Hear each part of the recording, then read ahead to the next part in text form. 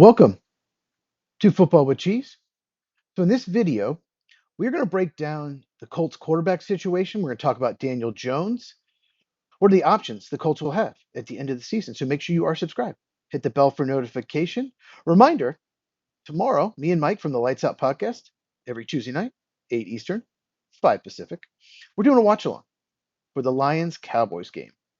We're going to join about 15 minutes before the game, do a little preview. We'll talk NFL throughout. It's going to be a lot of fun. We'll have guests. So, link in the description for both of those. So, Daniel Jones, let's just talk about him. Let's go back a second. He was a first round pick in 2019. He was 6 overall, the Giants.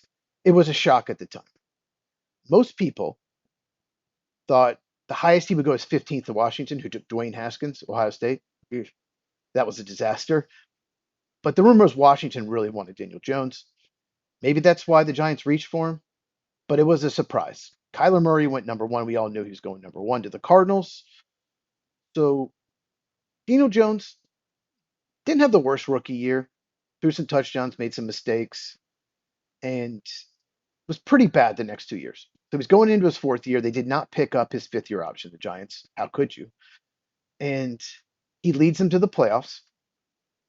They even win a playoff game. He throws 15 touchdowns, 5 interceptions. 5 interceptions is great. 15 touchdowns in 16 games, that's bad. Now, I get you have Saquon Barkley, and they used him a lot in the red zone. Yes, Saquon Barkley used to be on the Giants. Feels like forever ago. The Giants had a dilemma. Okay, we made the playoffs, won a playoff game. How can we not keep our quarterback? Now, the Giants overachieved, and they played a Vikings team that way overachieved.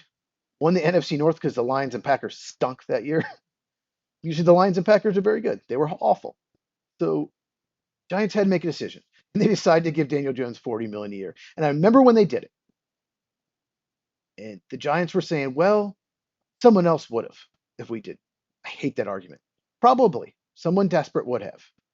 Didn't mean you should. They didn't have another plan in place, and it was an absolute disaster. The next 2 years, he made 16 starts, won 3 of them. In 2023, 2 touchdowns, 6 interceptions, 6 starts. 2 touchdowns and 6 starts. In 2024, he threw 8 touchdowns, 7 interceptions, and 10 starts. He ended up getting released last year towards the end of the season. Signed with Minnesota to the practice squad. So Minnesota had Sam Darnold and Daniel Jones. Let them both go. What a disaster it's been there. Colts want to avoid that next year. More on that in a second. But the Colts drafted Anthony Richardson 4th overall in 2023. I liked the pick at the time. Why not? He has as much upside as any quarterback in NFL history going into that draft. He has a cannon arm. He has wide receiver athleticism. Need a lot of work, but I understood the pick. It has not worked out. He played a little bit his rookie year, then he got hurt. It looked pretty good, but he has gotten worse each season. They signed Daniel Jones to compete with him. Most people still thought Anthony Richardson would be the guy. It's his third year. Give him one more shot to be the starter, but Jones was clearly the better quarterback in training camp. So Jones gets off to this great start. Colts in general as a team get off to a great start. And it looked like he might even be an MVP candidate. I never said that. But it has gone really bad the last 3 weeks. In fact, they've only won one road game outside the dome. They've lost 3 of 4. Now, I'll say this.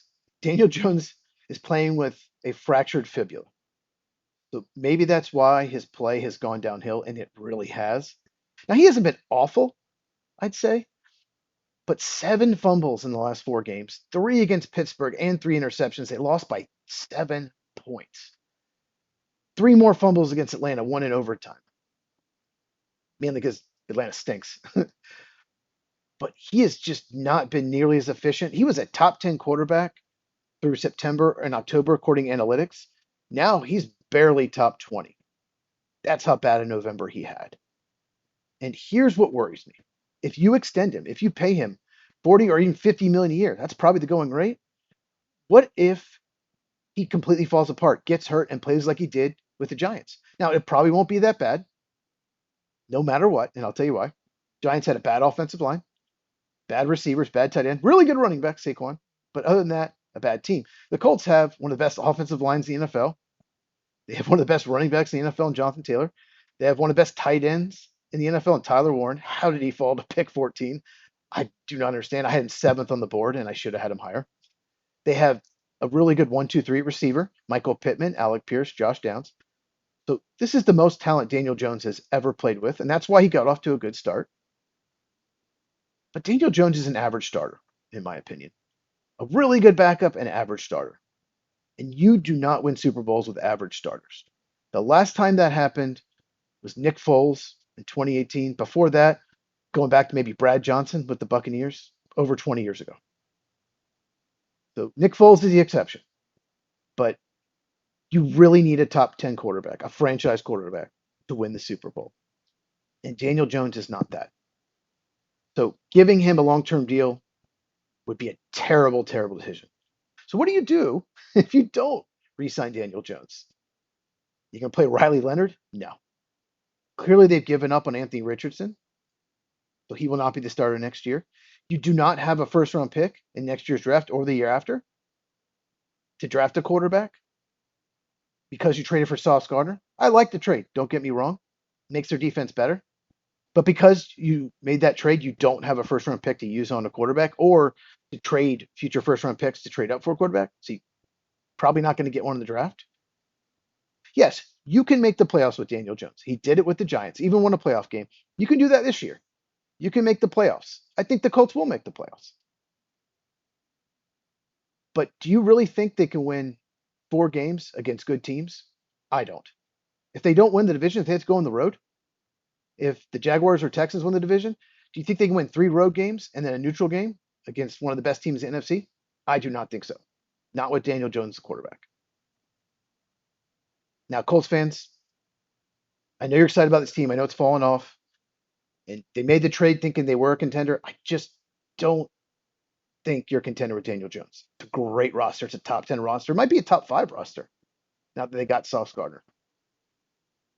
But in the playoffs, most of the time, the team with the better quarterback wins the game. I think they're going to make the playoffs, but I do not think they're going to win the Super Bowl. I do not think they're a true contender. And if they give Daniel Jones $50 million a year, it will hurt their future.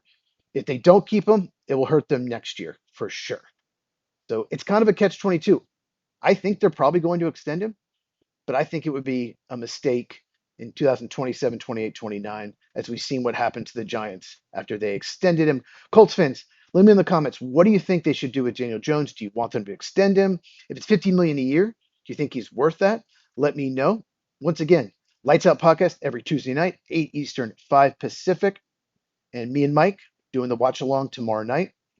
Link in the description for the Lions Cowboys game.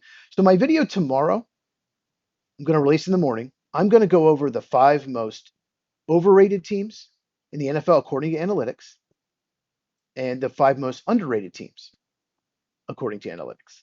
I'm really looking forward to it. A lot of research, but it should be interesting. A lot of teams probably make sense, but there are a few that will definitely surprise you. So if you enjoyed this, please give me a thumbs up. Really helps out the channel. Check this out if you have not, and I'll see you in the next video.